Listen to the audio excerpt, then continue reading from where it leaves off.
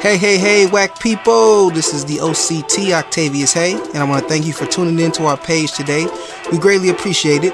If you are listening to the podcast, you can also find it on PODBEAN. The link will be in the description. And if you listen to our music, you can also listen on SoundCloud and DatPiff.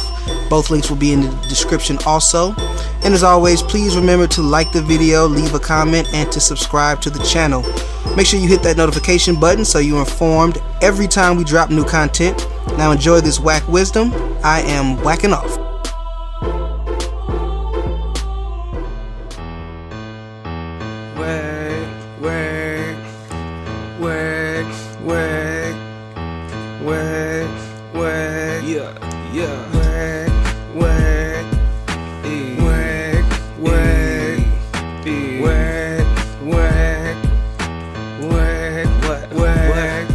It's the WACCast podcast, yeah. Talk whack to me, talk whack to me, yeah. Talk whack to me, talk whack It's to me. the WACCast podcast, yeah. We talk whack right now, we talk whack right now, we talk whack right now, we talk whack right now.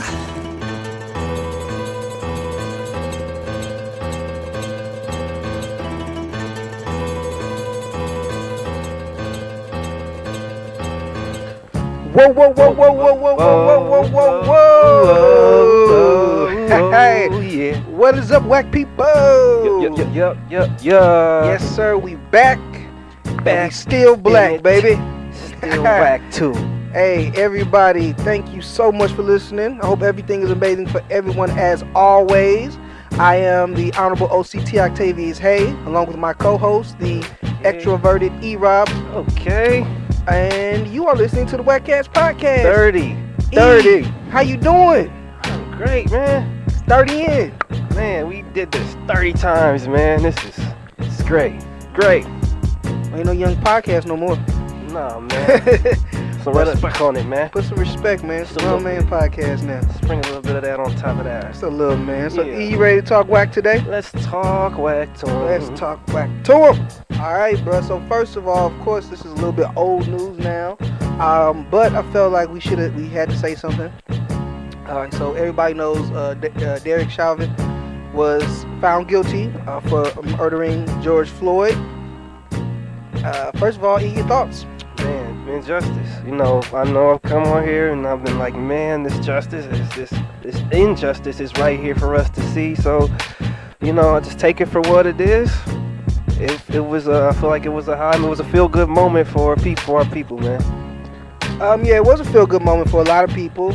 I had a lot of people asking me, do I think that if he was going to be found guilty or not, and I said the only reason why I did was because that tape was just too much. You know, it was just too much to ignore. It was almost 10 minutes of him just sitting on this man's neck. He's begging for help. He's crying. He's becoming delusional. Starts crying for his mother, and all the while you have all these people saying, "Please get off of him," and you have not just him on his neck, but then you have two other cops holding him down as well. So I just said it was just too much for me to believe that any jury would not find him guilty, which of course happened, and I was happy for it. So are you saying justice has been served? Are you waiting for the sentence? Like I said, this is more than what usually happens. You know, back on this other cast, I was like, I don't even feel like I didn't think we would get this to even hold this feeling. This is a feeling we can have. This was a foreign feeling for a long time. We got so used to these guys getting off for shit like this, man. You know. Yeah, most definitely, man. So what's up, E? Now that he's been convicted, I do see that they're trying to start the trial and set up a new trial his lawyers are doing, but I just don't see how that would help. Even if they do that, that tape is still there. So I just that's just too much evidence to ever be able to, I think, to convince a jury that he's not guilty. But is it over in the E? You can go back to racism over? I don't think it's gonna be over. You know, they'll find something and feel like this case isn't really over. This has been so looked into. There's going to be other aspects to just find out the jury was this, and just the analysis on this, the lens on this case was just heavy, you know. And even before the verdict dropped, like, we had like a newscast coming in way before. Hey, they're getting ready to drop it. We're getting ready to reveal it. We're going to reveal it. So that was the press for this was heavy.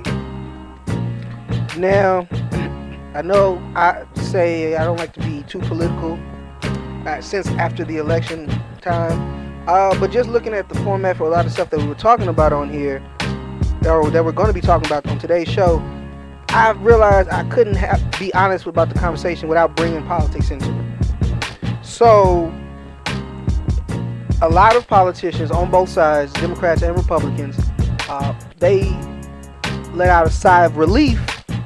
Not because, and probably somewhat too because it was the right thing to do, but also because they felt that since he was found guilty, it took a lot of pressure off of them. They didn't have to try to come up with a bill to make any change, to make this less likely to happen. And so what I'm saying is, and I will hope more people in higher positions than me start saying, celebrities and other people, is we need to know that this is just a start. And it's time to start putting pressure. If you believe that there should be some type of reform, police reform, you got to start putting pressure on the people who make those bills, who put that into law.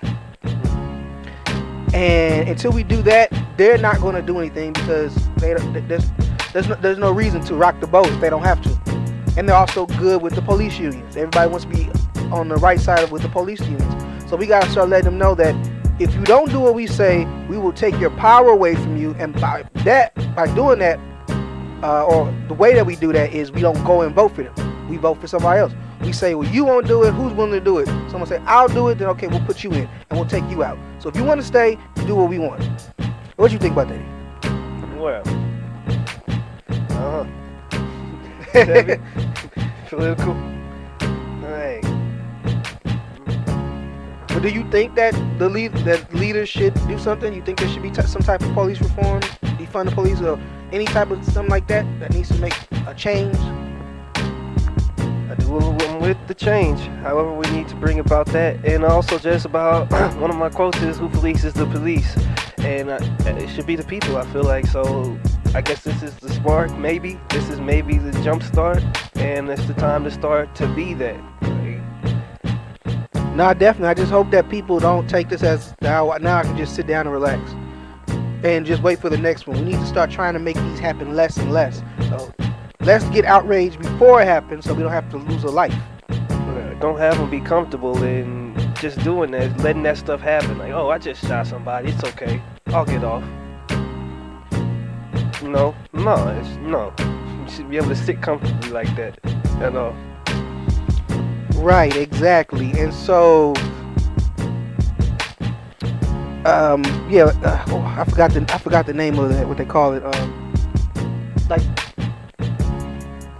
police officers are pretty much they can't get charged for anything. But I forgot what they call it. You know what I'm talking about? Well, not they can't get charged. Clearly they can, but they have like immunity, something immunity. Plausible immunity, something like that. But pretty much saying that that's what gives them like the freedom to do a lot of stuff they do, because if a lawsuit is brought on, it's not going to be put on them, it's going to be put on the city. And a lot of people want to get rid of that, and some people are against it because they're like, well, if a cop does something and they're in the right, then maybe you can go back. If a cop does something and they're in the right, then that could be used against them and they could be sued. But we had that in this country before, where it was if the cop did something wrong and the cop is found to have done something wrong, then it's not on the city to pay, or it's not on the city to handle that, it's on the cop. That was taken away as an excuse for cops to beat on black people and not get in any trouble. Well, I'll just say this, I'm with harsher punishment. Like, things like this happen a lot of times, and then it's like they don't even lose their job. Like, they're just usually out of this department. You got to work somewhere else. Exactly. They're still getting money. They're still living comfortably, I would say. You know, these heavy incidents happen. I feel like heavy punishment should happen. Exactly. Because it really is what it is. They just leave from one place and then they'll just go to another precinct somewhere. I go to another police department somewhere else, and nobody like double checks or that, or really doesn't even care. They probably tell them we're gonna send them over there to you guys. They probably didn't do that. But so while this justice was happening, 20 minutes before that, 16-year-old, what's her name, Ma'Khia Bryant, was shot by a police officer after she was holding a knife and it looked like was attempting to stab another girl. So, E, what's your take on this, man? A lot of people going both ways on this. This one was kind of tough. I watched the video too, man, and I felt like the first move should have been the taser. Like, I don't know if he had one, but like, it was a heated incident too, man. Like, they were fighting. Somebody had a knife. You could clearly see that going on. But man, I just don't think you should be lethal. Should be the first thing, man. Like, get in there and try to, wrestle with him a little bit, man. You're a man. Get in there, bruh. You want to get stabbed? You got the shield, bruh. Got the shield? What the hell? It's like a little bitty thing. Ain't Captain America shield. The mentality. Yes, officers, man, get in there and grab something, man. Going to the gun already, man. So he should have beat her up. He should have got in there and grabbed and deflated it down. Do you think that you think that people would have been mad at him no matter what he did? So if he didn't kill her, but if he would have on him, the lens is on him heavy, especially after this. Tased her, they would have been like, "Oh my God, you see how they treat the 16-year-old girl?" He couldn't just have grabbed her. If he grabbed her, oh my God, put his hands on a child. But now there's a loss of life right now. You That's know what true. I'm saying? That's true. So like, I gotta look at it like that. And maybe he wasn't trying to shoot to kill, but like, that's pretty lethal, man. That's what that gun does, I'm reserving my judgment on it. I've heard good arguments from both sides. I don't really know how I feel yet. I've watched it. Have you watched it? I watched it. It was chaotic, but that is what they train for. Police officers, like, they train for chaotic situations like that. They're supposed to, in theory, be able to think fast. But then again, they only get 6 months of training. So, what's that? So I don't know, man. We'll see. That whatever the case, it's very sad that a 16-year-old's life is taken from her before she was able to really live it. And I, prayers out to her family and her loved ones. And that's sad, man. Now moving on to something a little bit more lighthearted, because we have been gone. Another thing that happened that was a big deal for a few weeks was Rory and Mal returned to the Joe Budden Podcast, baby. The JBP boys are back together. They came back on the show and they aired out their grievances. They've done a few shows now. They dropped another one today, as we're recording on Wednesday. So if they're keeping their Spotify schedule, I'm not up to date on it, but I did watch that episode. So E, what did you think? Well, I don't like to see friends to be bickering and arguing, just going at each other. So the whole thing was just kind of just to behold, man. But I'm glad they got back together and worked it out, at least to this point. Because, man, y'all made this together and stuff. And it's...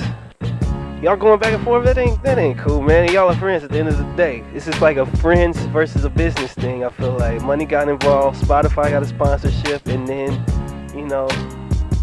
now they have to have things to discuss, kind of a deal. Contracts got to get renegotiated and things, and now you're checking each other on your friendship and loyalty and all them other kind of things, man. So I'm glad they got to this point. I got you, man. So yeah, I'm pretty much the same thing. I'm happy that they made up and that they, able to work it out and come back on the show. And hopefully moving forward they can handle it a little differently. But we do have some stuff to discuss as far as what happened with them. So let's just talk about some of the things they said. Okay, so I'm actually going to start with Rory since he did start the convo. So Rory, he was talked about pretty much what happened with him was whatever the issue was.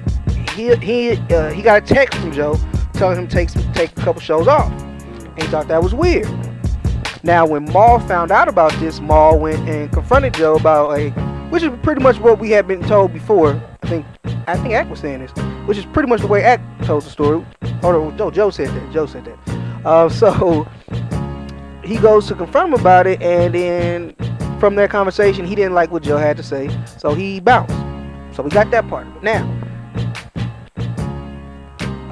Mal really goes into a little bit more of how he felt during their hiatus, because Joe Budden kept going on with the podcast and those other two dudes.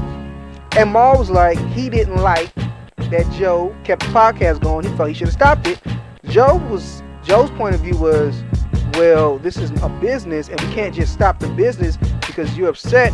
We can't afford to stop this business. We're content creators. If we take long breaks, we could lose our audience. Yeah, Joe realizes, I feel like, where he's at with this. This is a big Spotify thing that it's like we're getting even more. Well, he's not with Spotify no more. They left with Spotify. I think that was kind of the start of their thing, because Joe pretty much made that decision without them. But it's Joe Budden Podcast. He's the owner. He puts 100% of the risk into it. So he makes those decisions. But I guess they were all under the idea of like it was a partnership thing, but they didn't have that in writing. So some shit had to get addressed. Exactly. Some shit hit the fan. Yeah. So pretty much he turned away from a lot of money. Now I don't know how much he's making now, but you know, it started from there. So yeah, as far as with Mal talking about that and Joe saying what he had to say, as far as Mal saying he didn't like him to continue the show, and Joe saying it's his business, how do you feel about that? Yeah. Whose side were you on? Like, it is Joe's podcast, so like, if anybody doesn't have to go, it's me. That's the only person who is like, I feel like you can't irreplaceable at this point. How you gonna have a Joe Budden podcast without Joe Budden? Yeah, That's gonna be kind of tough. it could be the Joe Budden podcast. He's just not on it. Just be two random niggas. That ain't gonna hit. That ain't gonna hit.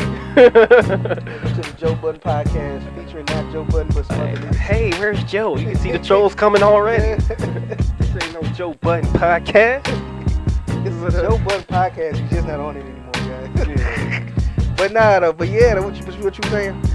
Yeah, so he was the only one that can't really be going. So like, but again, who's making decisions? Like, how can you just tell me to just leave? Tell my guy to just leave, or shouldn't we discuss this? Or you know. Mm-hmm. So it just kind of questioned the friendship and versus the business, cause like I'm doing the business thing versus these are my friends, these are my guys, kind of a thing.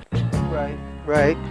But my thing with that is, like Joe even said it, cause Mal was trying to say that as far as like he wasn't respecting their friendship to just keep going. But Joe said, you see my respect for our friendship, that you guys are still here, because what other job can you just walk out and be gone for weeks on time and you can just come back when you want to? Yeah. He's hitting them with the business blueprint. Yeah. Like, that's not how businesses are run. Right. So he's saying, because of our friendship, I allowed you to do something that clearly you can tell that he thought was unprofessional and inappropriate.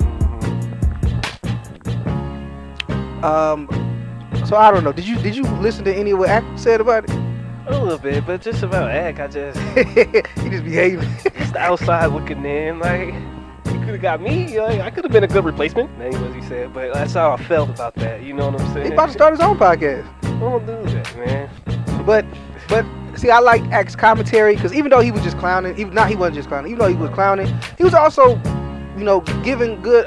He was also going into detail about what Joe was saying and explaining that stuff. And yeah, I go at Ack a lot, but in this situation, in this instance, this is one where his take is kind of like one of, because he's doing the same thing. Right. He's been a part of the casting with Joe Budden. He knows what it's like to work with Joe. So this time, he's kind of on point with it. Whatever his take is, it's one I hold this time. You know? Yeah, and he was talking about, he was like, because then Rory tried to bring up, what about when you stopped at Complex? You did that too. Well, you did the same thing that we did. And Joe's point was, Complex. He said I didn't walk out on Complex. They didn't want to re-sign me. I took a step back from them, and pretty much was like, because I knew they couldn't do it without me. And of course, Ack was talking about, he's saying he don't need you niggas. He's saying he Joe Budden, you can't do it without him because he's a star, and y'all niggas ain't. And that's what Ack was saying. But to not be as mean as Ack, he got a point. Joe Budden is a star, so Joe Budden steps back. That's a big personality. But people come to the Joe Budden podcast and they might like Rory and they may like Mal, and Parks, but Joe's the guy who is the leader. He's the main focus of the show. That's why I was coming to Complex. You know, Ack, I ain't gonna lie, I wasn't there for you. But Ack brought a lot of people to you, maybe not. Yeah. But his takes, okay, and even why I keep him follow the takes, because he's been in the music industry, because he's talking about a lot of the ins and outs. His take on those are like critical. He's been in the thing through experience. So like his outlook, his mind state on that is one that should be up there, because he's been through it. He's not just talking shit from the side, you know? Yeah, no, definitely. That's a big reason why people listen to him. He has examples to give of his situation. I do think he comes from. I think he is very jaded because of how his music career went. So I think sometimes he can come from stuff really negative and be a lot. He's very untrusting of what people say. I think that just because of his career turning out the way it did. But other than that, he does give some good insight, and he makes you think about things that you would not have thought about before. I don't know how true this is, but did you hear that he's probably about to start another podcast with those other two guys? Like, he's still gonna do the Joe Budden podcast, but I guess people like those other two guys too, so he's gonna. That's what I heard. I don't know how true that is, but when they that would be a slap in the face. Well, you gotta just look at it. If you're looking at it from the business point, you gotta look at it as an expansion. Okay, so we had to sub in. We had to throw a few audibles. And people actually like that. Is there an audience for this? You gotta just go back and look at the film or review the tape, run my pod back type stuff. And they do, cause they did that cast with they brought a few other people in. And like, wow, there's a lane for this. And I think you gotta look at your potentials, man, and capitalize off of those, man. Why wouldn't you? You know, it was Rory and Rory, my friends. This guy's my friend too. Hey man, you gotta just have some serious talks. Can I make you a contract? Can we really do this? Are you about that life, man? Cause we can do this, you know? Yeah, I don't see any news about it, but I don't think anything's been official. It's just the same people who I follow who usually are right about stuff said that. So it may just be something that hasn't come out yet. He's not announcing it, but just talking behind the scenes. But no, I agree with you. So yeah, it is business, and business-wise, if he has a following for that and can get other viewers and to watch and get more content, make more money, that's great. So I'm all with that. In closing on this, it was something really funny Ack said. He said, of course them niggas came back. It's about to be the first rents due. Just expand, bro. You know what I mean? Yeah. Joe Budden Network, get your other two guys to get some, or get a third person to really do it. Yeah, man, expand. And it's great that Joe's expanding and growing his celebrity. It's just such a unique medium right here, man. Being able to just talk and really just give the takes, you know? Yeah, it is. It's a unique medium, and it's a new way for people to make money and, you know, get your voice out there and be heard by people, and like you say, your takes. And as you grow influence, people start to take your opinions more seriously. And that leads us to the next topic we got to talk about, which is these rude celebrities. Money shaming poor people. It's kind of become the new trend. You know, you have people like, what's his name, Lil Duval, going on Twitter and saying you can't be 30 and have a roommate. You have JT from City Girls talking about broke dudes shouldn't get none. You got Sweetie talking about a man need to get a Birkin bag and all this and be able to date her.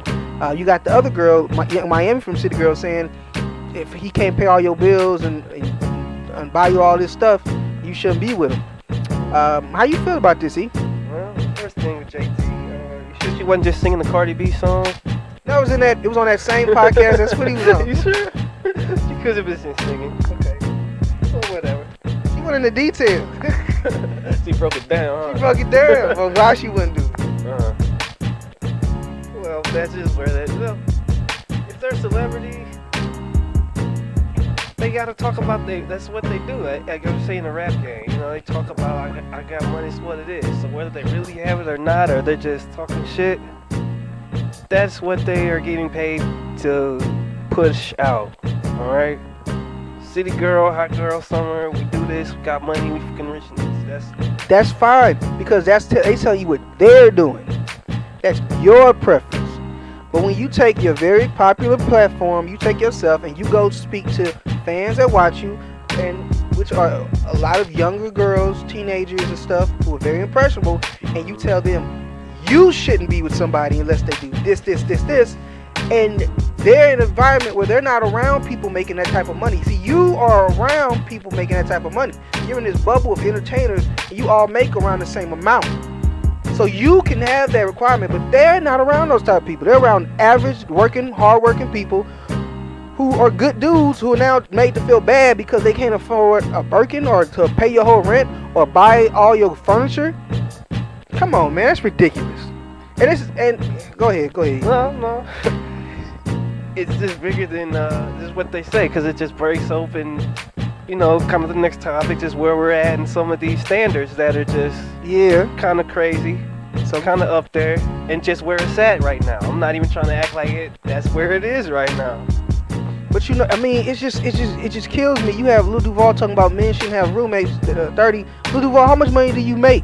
You make so much money. How can you justify saying that unless you and this is another problem I have with all these celebrities. If you are going to tell people what they shouldn't do, if you're not going to leave it to this is what I prefer, is what you want to shame other people and tell people what they need to do, then you need to put that I need to see some action from you. That means I need you to go and go to these politicians, use your celebrity, fight the good fight, get that $15 an hour minimum wage, stop the outsourcing of jobs to go to other countries and make them have to put those jobs here, do Medicare for all so people don't have to pay hundreds of dollars to health care. They'll just give to the government. That's money they can save in their pockets, so maybe they can afford nicer things or afford their own apartment.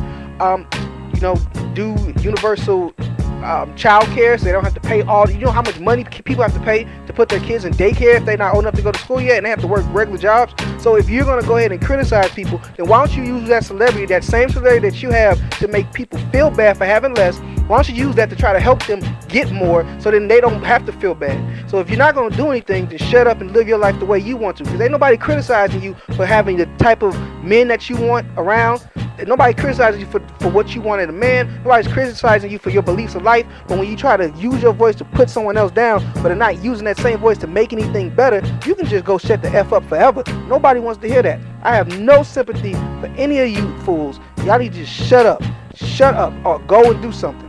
But it's embarrassing to have people in this political system of the world that fights for corporations to make things harder for the working people. They turn to these celebrities who are supposed to give them entertainment. That's why you're entertainers. And then they get put down and made to feel bad. And now you have all these little girls talking to these college-going men who are just coming out of college and cannot afford this lifestyle right now, have to pay these debts. That's another thing. Why don't you make college free then and eliminate student debt? That's the thing that's a policy that's being discussed. That way people have more money, right? Because since you want to shame them, why don't you do that? But no, you just want clicks, and you want to be made to look good, and you don't care whose feelings you hurt or how you poison people's minds and believe in this fantasy.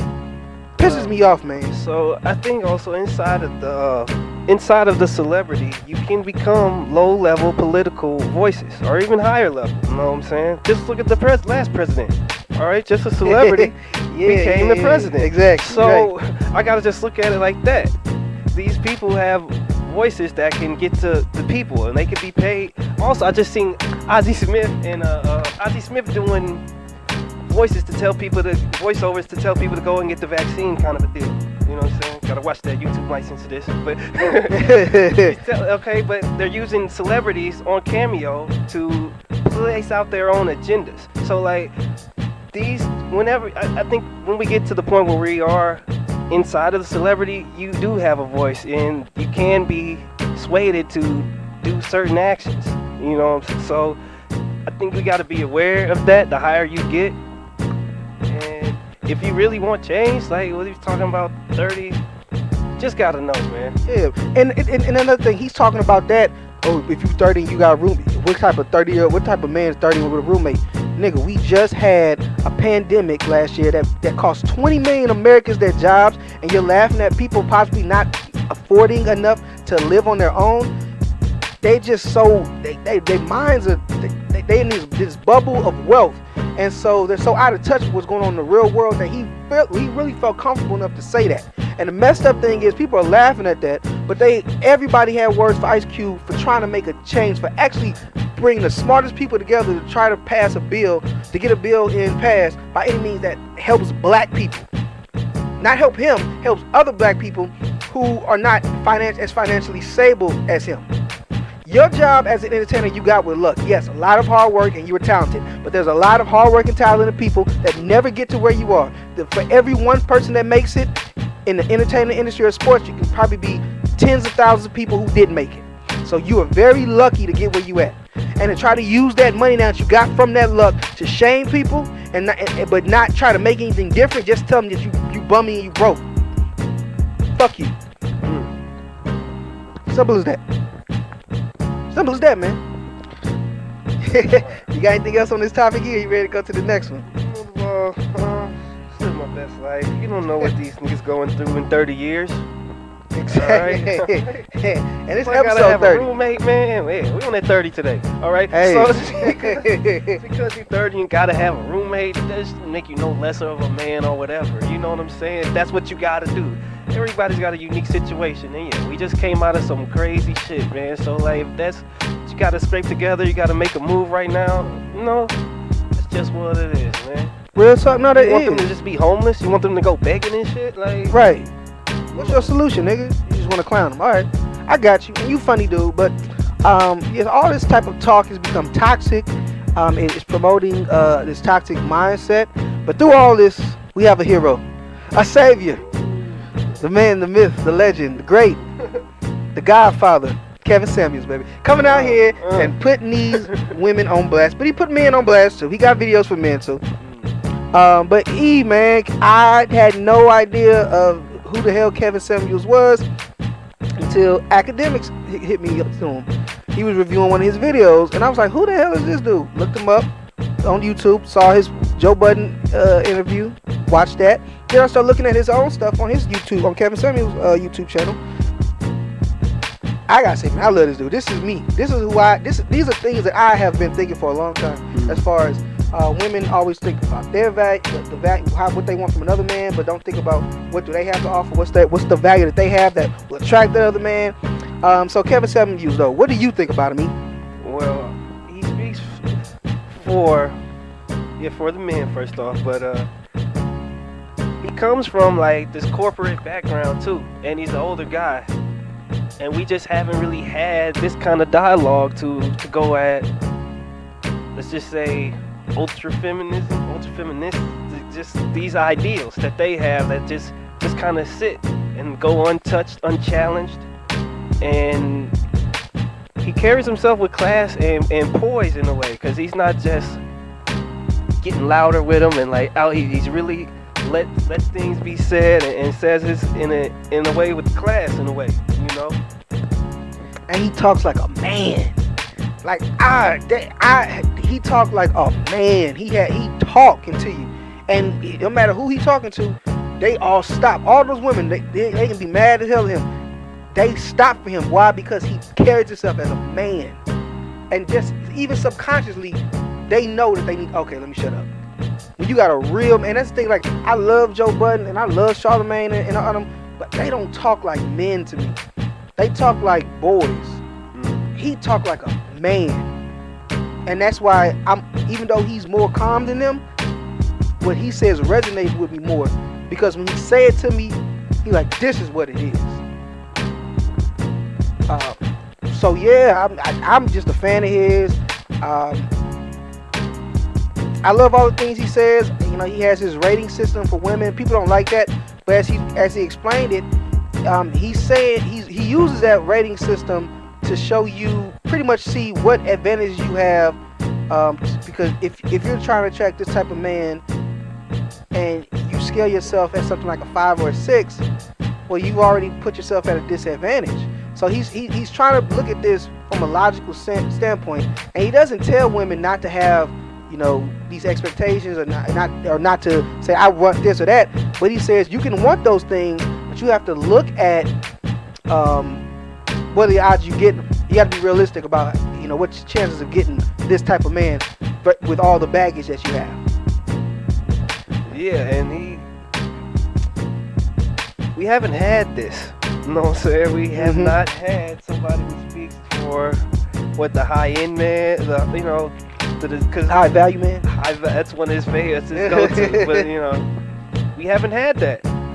High value black in society, and he's not just doing it as a black thing every time. Because he's had. I watched the other one with the debate where he was talking to his, a white woman or whatever, and she, high up there, she's high earning and stuff. Right. And he's still letting you know that there's differences. These are relationships that we go through, and why the family structure is the way it is. He's just addressing a whole lot of elephants, and I think that's why he's getting so much. And it's all warranted. He's getting so much press right now. He deserves this attention he's getting.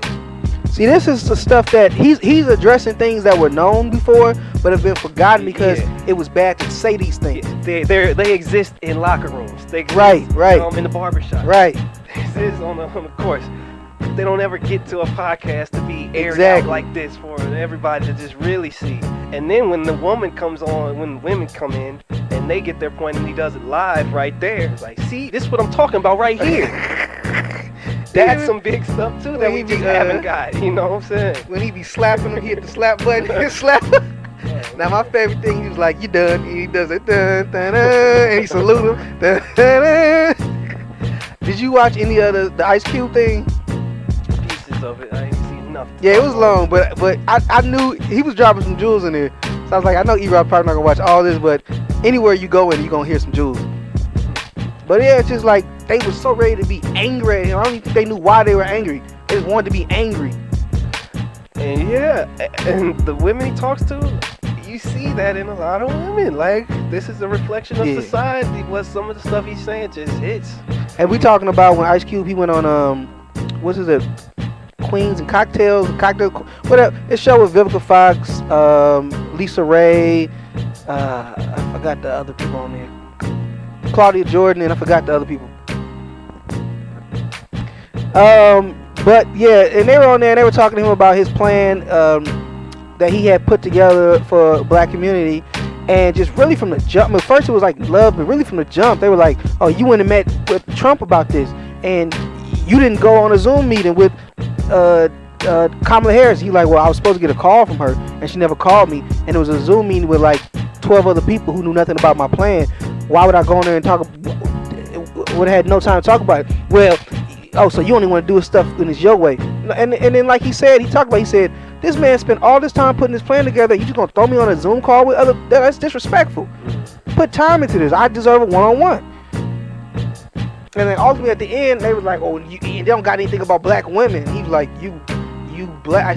And Ice Cube was like, "It's for black people. Y'all black, ain't y'all?" But it needs to be stuff for women specifically. Find it. That deflecting to make it about, you know what I'm saying? Not one time though did they ever say what needs to be done for black women. They just said, "Oh, you didn't do anything for black women." So he's like, "Well, all right, well, write me something." No, you got to do it. You the one who made this. And he was like, "All right, I'll write it. How many words y'all want it to be?" Because it says y'all want me to do everything, y'all criticize, but don't want to help me, but want all this stuff. Then that's when they start giving, "No, we help." So like, it was like a mess, hot mess. It was funny because he was going off on they wigs. Not Ice Cube, Kevin Samuels. He would pause the video. One bad wig, two bad wigs. Like the count. Oh man, but no. But for real though, man. So Kevin Samuels is a guy saying, but do you agree with what he say? No, entirely. He says a lot of shit. First off, yeah. You know what I mean. Off the top, on surface, I was like, maybe he is just making his content to go at women, but no, I don't really think that. The more I watch, the more I see, I don't really get that feel no more, man. Plus, also, he has way more videos. It's just older videos, because he started talking about women recently. He has way more videos. That's why he gotta put respect on the content. He got that content. He got just 1 or 2 videos. Right. Like, he's been doing this for a little minute, man. But no, he's got videos about talking to men about what they're doing wrong. He got one about like this college virgin who said, "I never get women," and I was like, "Well, when the last time you dated?" "I never dated a woman." "When the last time you talked to a woman?" I don't talk to women." "Why not?" They don't give me the look to come here. But like, "Well, you gotta go talk to him." He's like, "How much you weigh?" He was, I'm heavy, I'm big. "How tall are you?" He was like, "I'm 5'8" or something. Like, "So you fat, you short?" and you just think a woman finna come talk to you, you don't look like a woman. You gotta go up and talk to them. And so he do the same thing. He do the same thing on the opposite side. I think like his whole thing is consistent. It's you can have your standards of what you want, but you have to look at yourself and say, does the way I am, who I am, my personality, how I look, all that, is that gonna get me what I want, or maybe do I need to lower my standards a little bit? Yeah. Check yourself. Exactly. It hits people with that, bro, and that is a dose of truth and reality for I feel like a lot of these people that call into a show that maybe need that, who haven't heard that shit before. Especially women, because everybody's like, yeah, you can have whatever you want to a woman. So they be like, what? No, I mean, I'm a good person. And he be like, a lot of good people. And then, like I said, he brings in that corporate side of things and that corporate aspect. Right. I think just great. We need that. You need that voice. Yeah, man. So the Godfather, Kevin Samuels, out here. Oh, we overran the show. It's cool, man. We can always mess up live and color. It's 30, it's 40. Yeah. Okay, right, man. So shut up. So 30 would be good. We finna actually head out though, y'all. If that was a sign from God, it's time to go. So we're gonna wrap it up. Wrap it up, B. Wrap it up, B. Right? That was our version. But yeah, man. Unless you got something else you want to say, E? Can't say nothing. Talk fast, man. Love y'all. Gotta get up out of here, man. Yeah, definitely love y'all. We got to go. So yeah, thank you all for tuning in again and taking in our whack wisdom. We hope that you return next week. Get some more of that whackness from us. Yes, sir. Happy to be back. Yeah. And if there's nothing else, the WACCast podcast. And we are whacking off. It's the WACCast podcast. Yeah. Talk whack to me. Talk whack to me. Yeah. Talk whack to me. Talk whack to me. It's the WACCast podcast. Yeah. Talk whack to me. Talk whack to me. Yeah. Talk whack to me. Talk whack to me.